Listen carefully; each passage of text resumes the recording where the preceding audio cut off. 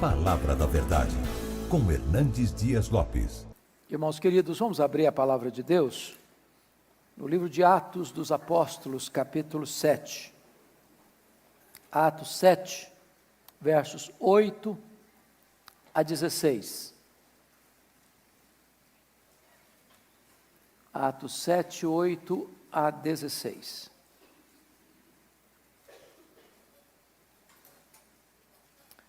Vamos começar a leitura com o verso 8, a parte B.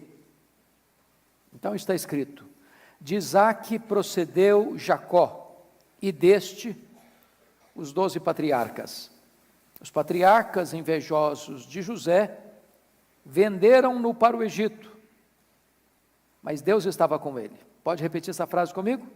Mas Deus estava com ele, e livrou-o de todas as suas aflições, concedendo-lhe também graça e sabedoria perante Faraó, rei do Egito, que o constituiu governador daquela nação e de toda a casa real. Sobreveio, porém, fome em todo o Egito, e em Canaã houve grande tribulação, e nossos pais não achavam mantimentos.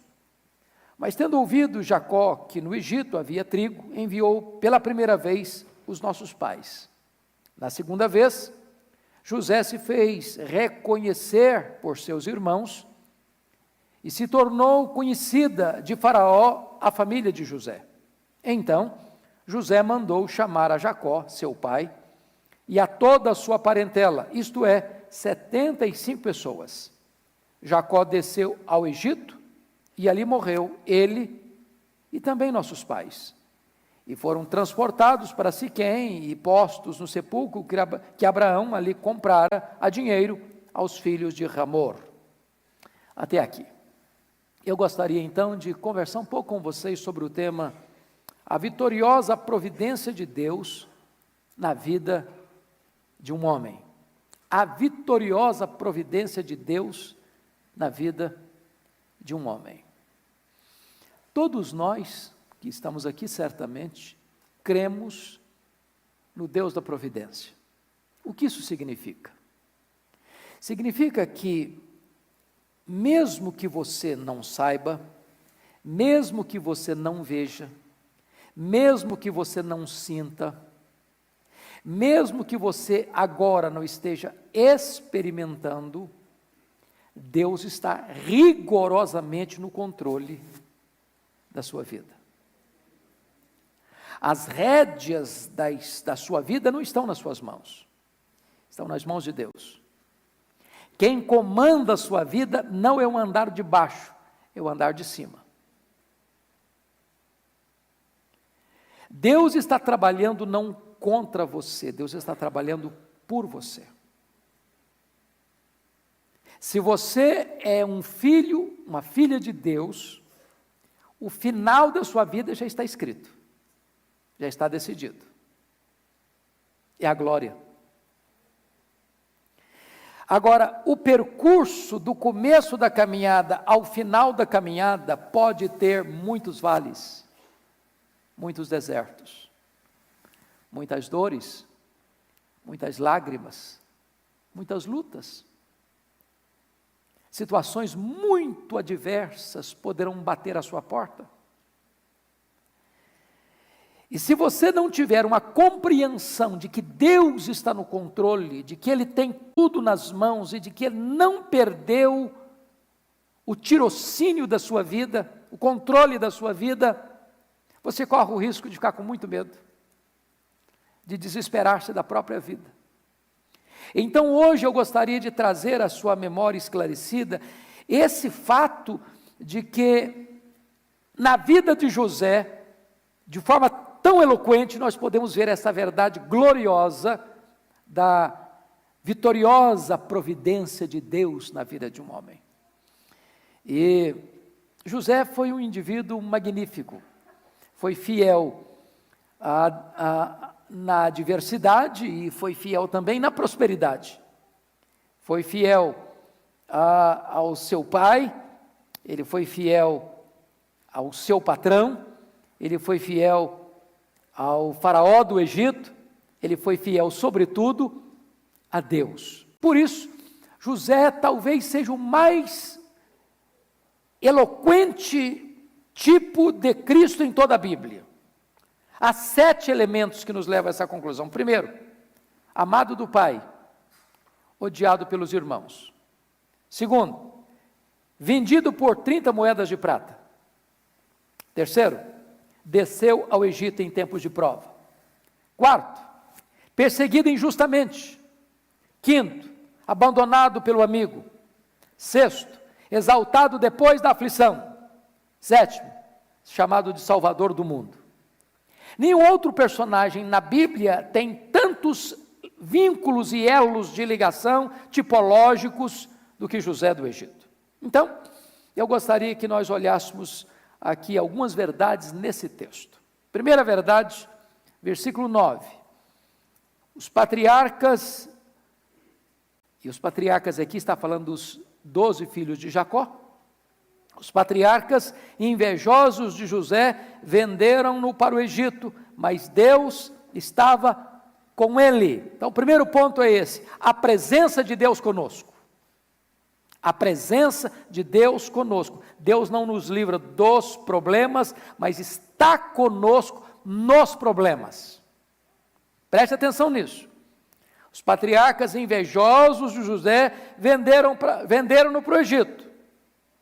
Ele está sendo alvo de inveja, ele está sendo alvo de ódio, ele está sendo vendido como mercadoria. A providência é carrancuda.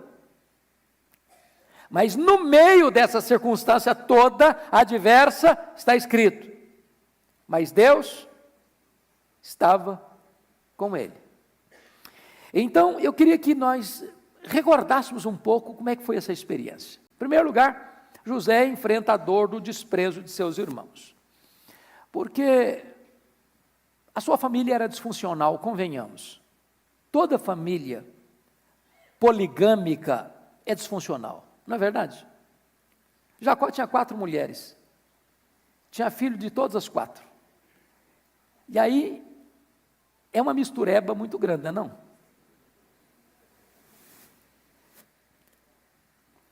Se não bastasse isso, das 4, Jacó tinha uma que era a do coração. Essa que era do coração teve 2 filhos, José e Benjamim. Quando Benjamim morreu, a mãe morreu junto com o menino. Aliás, quando o menino Benjamim nasceu, a mãe morreu no parto. Então, José era o filho predileto dele. E Jacó, que vai se casar com 71 anos de idade, e quando volta para sua terra, quando José nasceu, tinha 91 anos de idade, também já não está assim muito bom da cabeça para criar esses meninos direito. E ele tem um erro de criação, porque diz a Bíblia que ele amava mais a José do que os outros filhos. Isso não é certo um pai fazer. Porque se ele tem outros filhos, e tinha muitos, e se cada filho tinha uma mãe diferente, de certa forma, então isso gerou nos meninos uma inveja, um ódio de José. Mas o Jacó pontuou isso, dando um presente para José, que era um ícone, que era um emblema, era o ponto de tensão, que era uma túnica colorida. E diz a Bíblia que, se não bastasse esse fato, José tem um sonho e resolve contá-lo. José sonhou que tinha os feixes, cada feixe representando um filho dos filhos de Jacó, e ele era um outro feixe. E todos os outros feixes vieram e se dobraram diante dele. Bom, ter sonho é uma coisa, contar sonho é outra coisa. Contar sonho para os seus concorrentes, pior ainda. Então, quando ele conta esse sonho, eles ficaram mais irritados com ele ainda. Passaram a odiá-lo mais ainda. Porque o sonho projetava todos os seus irmãos se curvando diante dele. Mas se não bastasse esse sonho, só outra vez. Só que o sol, a lua e as estrelas estavam se curvando diante dele. Era o pai e a mãe, seus irmãos. E aí passaram a odiá-lo ainda mais. Se não, vejamos aí. Agora eu preciso que você acompanhe comigo em Gênesis para a gente entender a história desse moço. Abra lá em Gênesis capítulo 37, comigo. No versículo de número 4, veja você que eles... No versículo 3 diz que Israel, Jacó, amava mais a José que a todos os seus filhos. Estava errado isso. Mas no verso 4 diz: vendo, pois, seus irmãos que o pai o amava mais do que a todos os outros, odiaram-no e já não lhe podiam falar pacificamente. Isso se chama de boicote. Boicote, né? Menino está em casa, ele chegava, todo mundo parava a conversa. José chegava, ninguém falava com ele. Puxava assunto, ninguém queria conversar com ele. Ele se sente boicotado dentro da casa dele. Mas olha comigo que não só boicote não, tinha ódio também. Versículo 4 diz que odiaram-no. Versículo 5, em virtude do sonho que ele relatou aos seus irmãos, o odiaram ainda mais. Versículo 11 diz que seus irmãos lhe tinham ciúmes. Se não bastasse isso, olha comigo no versículo de número 18, que há uma traição. De longe o viram, e antes que chegasse, conspiraram contra ele para o matar. Para o matar. E se não bastasse ainda isso tudo, vejam comigo o desdém deles no versículo 19. E diziam um ao outro: vem lá o tal sonhador. E agora você percebe que José está sofrendo as mais duras provas dentro da sua casa. Ser perseguido por um estrangeiro, por um inimigo, é uma coisa. Você ser desprezado e odiado e alvo de inveja, de ciúme, de traição, de trama de morte dentro da sua casa, aí a coisa é muito mais complicada. Que idade ele tinha? Que idade ele tinha nessa época? Olha comigo. Ele tinha 17 anos. Ele tinha 17 anos. Então, você percebe, no versículo 2, tendo José 17 anos, é um adolescente, diríamos hoje. Poderia ficar para a vida inteira traumatizado. Mas ele enfrentou mais do que isso, ele enfrentou a dor do abandono. Olha o versículo 20 a 22, quando eles tomaram a seguinte decisão: vinde, pois, agora, matemo-lo e lancemo-lo numa dessas cisternas, e diremos: o animal selvagem o comeu, e vejamos em que lhe darão seus sonhos. Seus irmãos não toleravam duas coisas: o fato de José ser amado pelo pai mais do que a eles, e o fato de José projetar, através de uma visão e de um sonho, de que ele seria maior que eles. Então, a melhor maneira que encontraram para eliminar o sonho de José foi matá-lo. Foi matá-lo. Então, você vai perceber, olha comigo lá no 42, 21, o que é que ele fez quando eles jogaram José naquela cova. O que é que eles fizeram? Olha o versículo 24, no 37, 24 diz: e tomando-o, o lançaram na cisterna vazia sem água. E o que é que fizeram ao jogar o José naquela cisterna vazia sem água? O versículo 25 diz que eles então sentaram para comer pão. Tomar refeição. O menino foi jogado dentro de um poço. A intenção deles era matá-lo, deles, exceto de Rubem, que era o mais velho. A intenção de Rubens era devolvê-lo para o pai. E eles estão comendo. E o menino fez o que lá dentro do poço? Aqui não diz, mas está escrito lá em Gênesis 42, 21. Vamos lá. Quando eles foram apanhados lá no Egito, pela crise de consciência, então disseram uns aos outros: na verdade somos culpados no tocante a nosso irmão, pois lhe vimos a angústia de alma quando nos rogava e não lhe acudimos, por isso nos vem essa ansiedade. Em outras palavras, quando José foi jogado dentro daquele poço, José rogava, pedia, suplicava: me tire daqui, por favor, me tire daqui, por favor, me tire daqui, não me mate, não me deixe aqui. E eles nem deram a mínima para ele. Insensibilidade emocional, abandono completo. Mas ainda, José enfrenta a dor de sentir-se um objeto descartável, porque volta para o 37 comigo, enquanto eles comiam, diz o versículo de número 25, que eles olharam e viram a caravana de ismaelitas que vinha de Gileade, rumo ao Egito com seus produtos. Então disse Judá a seus irmãos, versículo 26, de que nos aproveita matar o nosso irmão e esconder-lhe o sangue? Vinde, vendamo-lo aos ismaelitas. Judá pensou o seguinte, bom, o negócio é descartar o José. Agora a gente pode descartar o José e ainda pegar uma grana. A gente pode acabar com a vida dele e ainda lucrar com isso. A ideia do Judá foi boa, pensaram todos. O Rúben não está presente. Mas então o que fizeram? Vendem José por 20 moedas de prata. Era uma boa grana na época.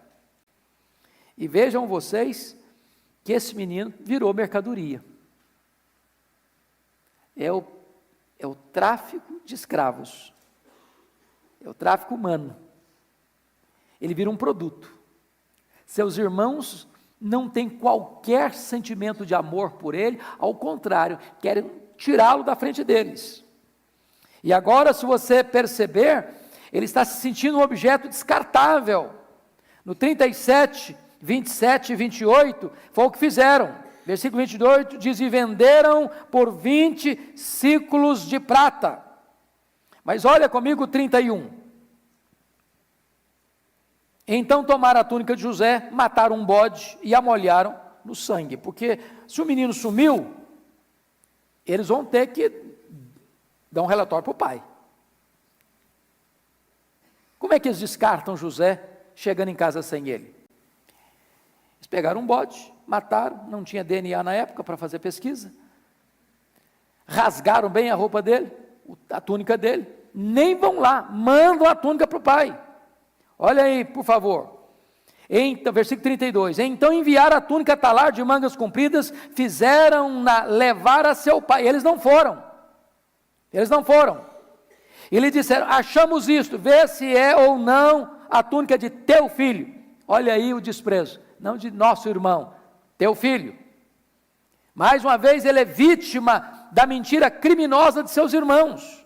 Olha o 34, então Jacó rasgou as suas vestes e cingiu de pano de saco e lamentou o filho por muitos dias. Mas se você olhar o 35, José é vítima de uma consolação falsa de seus irmãos. Levantaram-se todos os seus filhos e todas as suas filhas para o consolarem.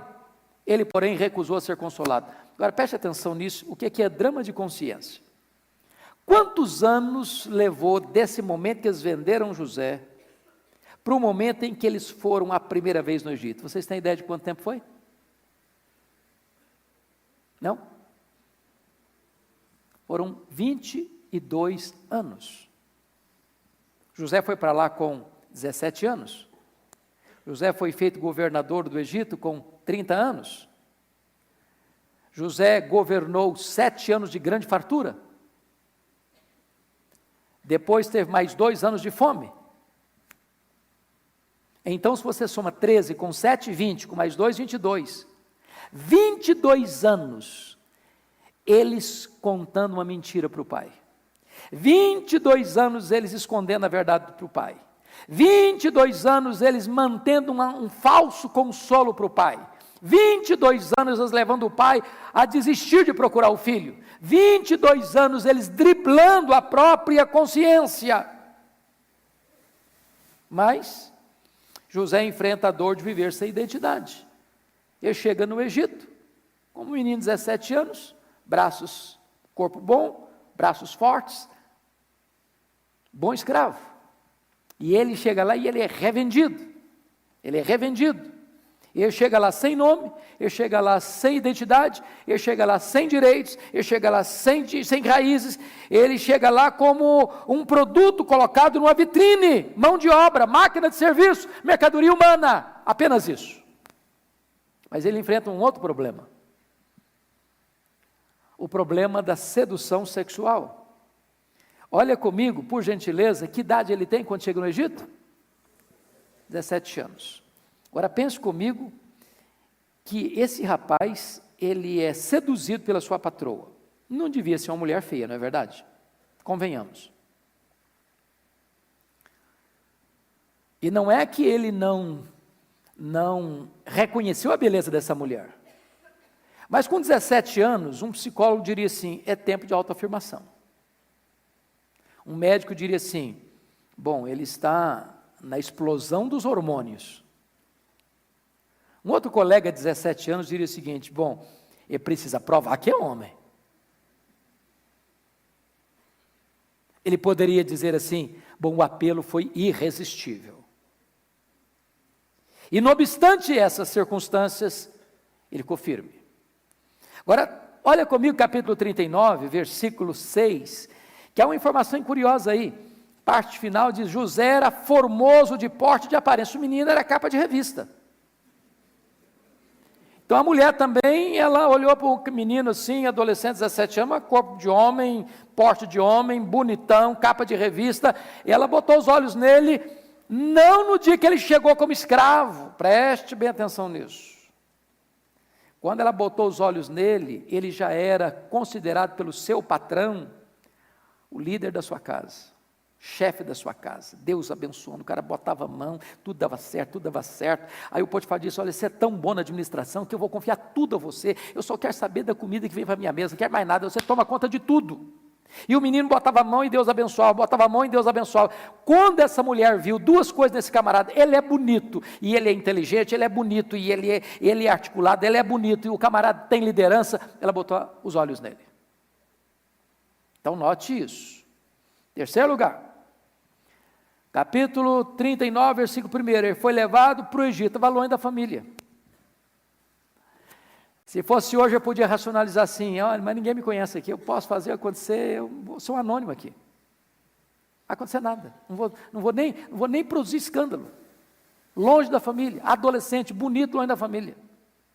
Quarto, ele era escravo, ele foi vendido, comprou dos ismaelitas, versículo 1. Ou seja, ele não é dono da vontade dele, ele não é dono da liberdade dele.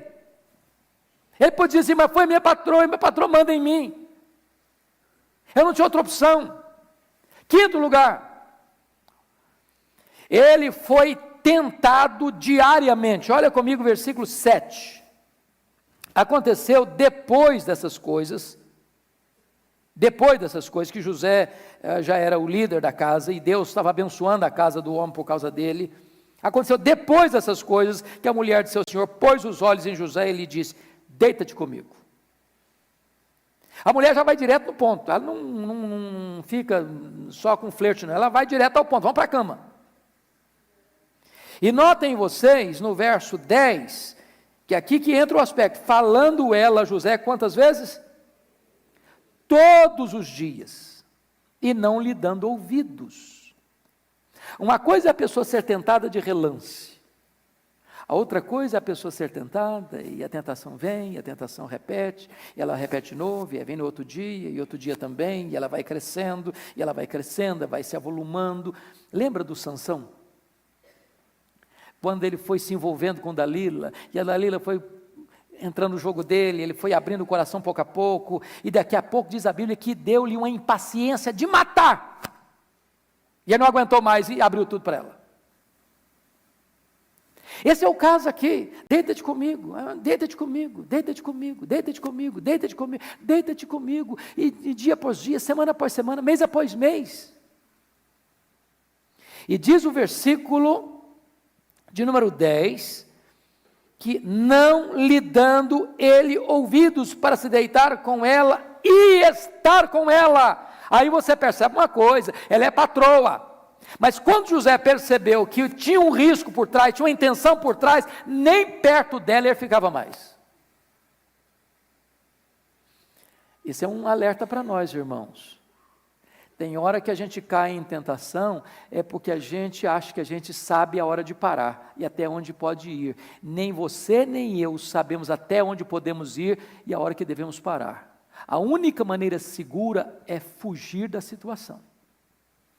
Porque se você for tentar administrar a situação, você naufraga. Aí olha a última cartada, versículo 11 e 12. Sucedeu que certo dia veio ele à casa para atender aos negócios, e ninguém dos de casa se achava presente. Então ela o pegou pelas vestes e lhe disse: deita-te comigo. Ele, porém, deixando as vestes nas mãos dela, saiu fugindo para fora. Então, pense comigo nessa situação. Ele então poderia justificar: bom, eu fiz tudo o que dependia de mim, mas eu fui agarrado. Esse moço preferiu estar na prisão com a consciência limpa do que estar em liberdade, na cama da patroa, com a consciência culpada. Por que ele não caiu? Por que ele não caiu? Olha a explicação que esse homem vai dar. Primeiro, a consciência da presença de Deus na sua vida. 39, 2 e 3. O Senhor era com José, que via ser homem próspero, estava na casa de seu senhor egípcio. Vendo Potifar que o Senhor era com ele, e que tudo o que ele fazia, o Senhor prosperava em suas mãos. Ou seja, esse homem quer ser grato a Deus. Ele sabe que Deus é com ele, que Deus abençoa a vida dele, que Deus abençoa a casa do patrão dele por causa dele. E esse homem não quer desonrar a Deus, porque Deus tem sido generoso e fiel com ele. Segunda coisa, versículo 5. E desde que o fizeram mordomo de sua casa e sobre tudo que tinha, o Senhor abençoou a casa do egípcio por amor de José. Ele sabia da bênção de Deus em sua vida e através da sua vida. Mas no verso 9 ele explica isso melhor. Vamos ler comigo a parte B do verso 9? Como, pois, cometeria eu tamanha maldade e pecaria contra Deus? Maldade contra quem? Pecar contra quem? Maldade contra o marido da mulher, pecar contra Deus. Por isso ele resiste. Mas esse homem enfrenta um outro problema. Ele suporta a dor da demora de Deus. Irmãos, às vezes quando ele está passando uma prova, assim, eu estou passando por uma grande prova, aí você pergunta: mas quanto tempo? Ah, uma semana. Uma semana de prova. Quanto tempo? Um mês terrível na minha vida, um mês. Sabe quanto tempo foi a prova do José? 13 anos. Sabe em que período? Dos 13 aos 30. Dos 13 aos 30, dos 17 aos 30 anos. Você está passando por uma prova assim? Ano após ano, ano após ano, odiado, alvo de ciúme, de traição, de inveja, de conspiração, se sentindo mercadoria humana. Mentem acerca de você, da sua integridade. Jogam você numa masmorra. Aí o José está lá, Deus abençoa o cara lá na cadeia, Deus abençoa o camarada. Mas aí ele é traído lá dentro da cadeia, ele decifra os segredos do copeiro do rei, mas o copeiro do rei não se lembra dele, ele é esquecido lá. Agora pense comigo a cabeça de um menino de 17 anos, que está lidando com essas provas todas, 13 anos, passando de problema em problema, de luta em luta. Meu Deus, onde o senhor está? Por que o senhor permite isso? Por que o senhor não me tira daqui? Por que o senhor não me escuta a oração? Por que o senhor me deu um sonho lá no passado para me fazer sofrer tanto? Onde está o cumprimento dos meus sonhos? Onde está a tua promessa? Onde está o teu projeto na minha vida? Deixa eu dizer para você, às vezes a providência é carrancuda mesmo. Mas em tudo isso, o que é que diz lá em Atos? Mas o Senhor era com José. Mas o Senhor estava com José. Às vezes nós temos uma ideia de que quando Deus está conosco, não tem problema. Quando Deus está conosco, não tem luta. Quando Deus está conosco, não tem vale. Quando Deus está conosco, não tem justiça. Quando Deus está conosco, nada vai nos acontecer de mal. Quando Deus está conosco, nós não vamos enfrentar reveses na vida. Deus estava com ele, mas durante quantos anos? 13 anos. É problema em cima de problema, é luta em cima de luta. Então não reclame não. Murmure não, Desanima, não. Não perca a confiança, não. Não ache que a coisa acabou, não. Deus está trabalhando, e trabalhando por você e não contra você. Mas, vamos ver o segundo ponto, olha comigo, agora volta lá um pouquinho, por favor, em Atos, capítulo 7, por gentileza. E vamos olhar aí o versículo 10 agora. 7:10. Olha aí comigo, por gentileza. E livrou de todas as suas aflições, concedendo-lhe também graça e sabedoria perante Faraó, rei do Egito, que o constituiu governador daquela nação e de toda a casa real. Então, o segundo ponto é esse: a intervenção de Deus por nós. A intervenção de Deus por nós. Deus não nos livra de sermos humilhados, mas nos exalta em tempo oportuno. Louvado seja Deus. O José foi humilhado por ser fiel. Fiel à sua família, fiel ao seu patrão, fiel ao seu Deus. Agora, Deus trabalhou na vida de José dando-lhe 3 coisas. Primeiro, consolação em seus problemas. Versículo de número 9, deixa claro isso. Os irmãos o venderam, mas Deus estava com ele. Segundo, libertação de seus problemas. Versículo 10, e livrou de todas as suas aflições. O que significa livrou de todas as suas aflições, irmãos? Significa que ele não enfrentou a aflição? Que ele não passou pelo problema? Não, que ele passou pelo problema, mas não naufragou. Ele passou pelo problema, mas venceu. Ele passou pelo problema, mas não fracassou. Ele passou pelo problema, mas saiu dele. Porque às vezes a gente pensa que Deus só livra quando ele não passa pela luta.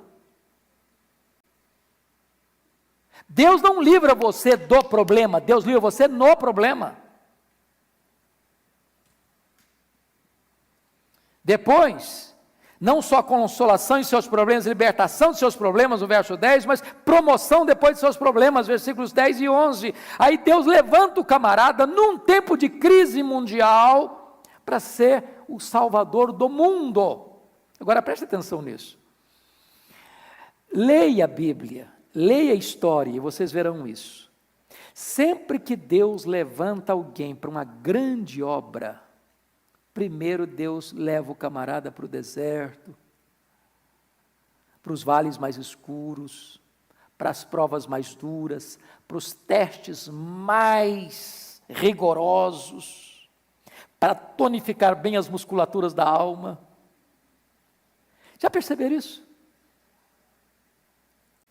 Deus não põe alguém numa posição de destaque sem antes prová-lo, e prová-lo fortemente. Fortemente. Então, o que Deus fez na vida dele? Deus livrou das aflições, olha aí no versículo 10. Segundo, o que Deus fez mais? Concedeu graça e sabedoria perante Faraó, rei do Egito, concedendo o Faraó constituiu o governador daquela nação, de toda a casa real. E agora você vai ver que Deus galardoa a José, fazendo dele um instrumento de bênção para os outros. Para os outros. Olha comigo, por favor, que quando o pai dele vai para o Egito, mais tarde, e vai fazer uma descrição de quem é José, não tem uma descrição mais bela do que esta. Abra lá em Gênesis, por favor, 49, 22.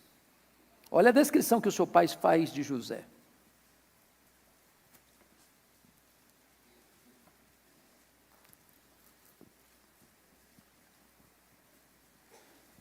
Você pode ler comigo o verso 22, vamos juntos? José é um ramo frutífero junto à fonte. Seus galhos se estendem sobre o muro. Preste atenção em 3 verdades aqui. Primeiro, ele é um ramo frutífero. Por que ele é um ramo frutífero? Porque ele é um ramo frutífero aonde? Junto à fonte. E quem é um ramo frutífero junto à fonte, sabe o que faz? Não abençoa apenas para dentro do muro, abençoa também para fora do muro. Se você quer ver Deus usando a sua vida para fora da sua casa, da sua família, da sua parentela, preste atenção nisso. Deus prova. Mas na medida que Ele prova, Ele faz de você um ramo frutífero. Mas Ele planta você junto à fonte é o próprio Deus. E aí você vai ser bênção, não só para dentro da sua casa, você vai ser bênção para o mundo. Olha que coisa curiosa, Deus usou os irmãos de José para colocar José no caminho da providência, e Deus usou José para salvar a vida de seus irmãos. Deus já havia profetizado para Abraão, falado para Abraão, que a descendência dele iria para o Egito. Como? De que forma? De que maneira? A providência é carrancuda. Deus abre o caminho para o povo de Israel ir para o Egito, e os irmãos vendendo José como escravo para lá. Quem poderia imaginar que essa seria a forma de Deus cumprir o seu plano?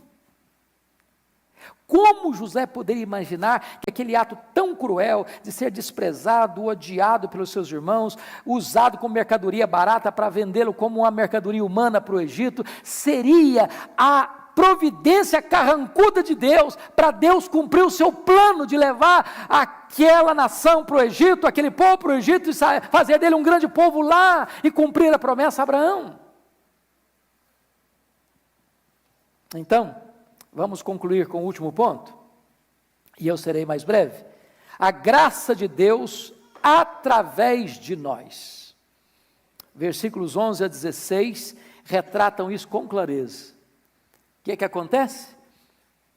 O José interpretou o sonho do copeiro, do faraó na prisão. Agora o faraó tem um sonho, ninguém consegue interpretá-lo. O copeiro, tem um rapaz lá na prisão que o camarada é bom nisso. O faraó mandou chamar. E aí o José interpreta o sonho do faraó, que eram 2 sonhos, mas um único sonho. E esse sonho revelava para Faraó que haveria 7 anos de muita fartura, de muita prosperidade, de muitas colheitas, de muita sobra de alimento que precisava ser guardado, porque viria 7 anos de muita seca, de muita fome, de muita carência, e o Egito haveria de ser então o celeiro do mundo. Aí José diz: Faraó, você precisa escolher um homem que administre esse projeto para você, para que você então, nesses 7 anos de fartura, possa plantar muito, possa colher muito, possa fazer celeiros, possa armazenar comida, porque o mundo vai passar 7 anos de fome, e esse alimento precisa ser guardado para que possa suprir a necessidade do mundo. E o faraó disse: mas tem alguém melhor do que José? E o faraó constitui José em governador do Egito. E o projeto de Deus se cumpre. E agora eu queria que nós lêssemos 3 versículos da Bíblia para entender isso. Gênesis 45, 5, olha aí comigo. Olha o que José diz para os seus irmãos quando se dá a conhecer a eles. 45, 5. Eu queria que todos vocês lessem comigo. Vamos juntos? Agora, pois, não vos entristeçais, nem vos irriteis contra vós mesmos, por me haverdes vendido para aqui, porque, para a conservação da vida, Deus me enviou adiante de vós. Preste atenção num homem que entende que Deus dirige o seu destino. Quando ele se revelou para os seus irmãos, eles ficaram desesperados, com medo de vingança, com medo que seu irmão fosse matá-los, com medo que seus irmãos fizessem algum mal para eles. Começaram a discutir entre eles. Fiquem calmos, fiquem tristes não. Vocês erraram, mas vocês estavam apenas cumprindo um projeto de Deus. Olha como Deus é maravilhoso, irmãos. Mesmo quando o homem peca, o plano de Deus não pode ser frustrado. Segundo versículo, 45, 8. Vamos juntos comigo? Vamos lá? Assim não fostes vós que me enviastes para cá, e sim Deus que me pôs por pai de Faraó, e senhor de toda a sua casa, e como governador em toda a terra do Egito. Olha que entendimento magnífico. Não foram vocês, foi Deus. Qual foi a providência que Deus usou? Carrancuda. Deus mandou para o Egito não de carruagem de ouro, não com bandeiras e bandeirolas à sua frente, um exército marchando à frente dele, uma banda tocando atrás. Deus o mandou para o Egito, Deus o levou para o Egito de uma maneira tão dolorosa. Mas ele agora entende o projeto de Deus na sua vida. Mas olha, finalmente, esse é um dos textos mais sublimes de Gênesis, capítulo 50, versículo 20. Vamos juntos, todos nós, por favor. Vamos juntos? Vós, na verdade, intentastes o mal contra mim, porém Deus o tornou em bem, para fazer, como vedes agora, que se conserve muita gente em vida. José não é inocente a ponto de pensar que a motivação dos seus irmãos ao venderem para o Egito era boa, não era boa, mas Deus não fica dependente do homem para cumprir os seus planos, e apesar de eles terem tentado o mal contra José, Deus transforma aquilo em bem, para um projeto muito maior, para que a vida de muita gente fosse preservada naquele tempo de fome. José ainda mais, não só isso, José decide perdoar seus irmãos em vez de se vingar deles. E como é que José fez isso? De 3 maneiras. Primeiro, diz a Bíblia que foi antes da crise da fome que nasceram os seus 2 filhos. O primeiro filho que nasce, José põe no nome no menino de Manassés. O que significa Manassés? Deus me fez esquecer. Em vez de ele levantar um monumento de mágoa, de dor, de ressentimento, ele ergue um monumento vivo de perdão. De perdão. Se as pessoas intentaram o mal contra você, mesmo que elas intentaram o mal contra você, essas pessoas não vão frustrar o plano de Deus na sua vida. Então não cabe a você ficar com mágoa delas. Não cabe a você vingar-se delas. Não cabe a você pagar o mal com o mal. Entenda isso. Entenda isso. Mesmo que as pessoas falem mal, façam mal para você, o plano de Deus na sua vida não vai ser frustrado. E Deus não permite que você dê o troco às pessoas que falam mal, fazem mal para você. Cabe a você perdoá-las. Segunda coisa que José fez para demonstrar o seu perdão. Capítulo 45, versículo 18. Olha que coisa maravilhosa que está escrito aí. 45, 18. Tomai a vosso pai e as vossas famílias e vinde para mim, dar-vos-ei o melhor da terra do Egito, comereis a fartura da terra. Porque às vezes tem gente que diz o seguinte: não, eu perdoo você, mas agora você vai ter que ralar. Ele diz: eu perdoo vocês e vou dar o melhor para vocês. Isso é perdão. Não é você apenas perdoar o que foi passado, é você abençoar daqui para frente. Isso é perdão. É isso que Deus faz com você e comigo. Olha comigo aí, 45, versículo 20. O que é que está escrito? Não vos preocupeis com coisa alguma dos vossos haveres, porque o melhor de toda a terra do Egito será vosso. Agora ele faz mais do que isso. Ele sustenta seus irmãos e seu pai. 47, 11 e 12, olha aí. Então José estabeleceu a seu pai e a seus irmãos e lhes deu possessão na terra do Egito, no melhor da terra, na terra de Ramsés, como o faraó ordenara, e José sustentou de pão a seu pai, a seus irmãos e a toda a casa de seu pai, segundo o número de seus filhos. Porque uma coisa é você prometer, outra coisa é você cumprir. Lá ele prometeu, aqui ele cumpre. Finalmente, ele pagou o mal com o bem. Foi o que nós já lemos, mas eu gostaria que nós lêssemos agora o contexto antes e depois. Então, vamos fechar aqui, capítulo 50, versos 19 a 21.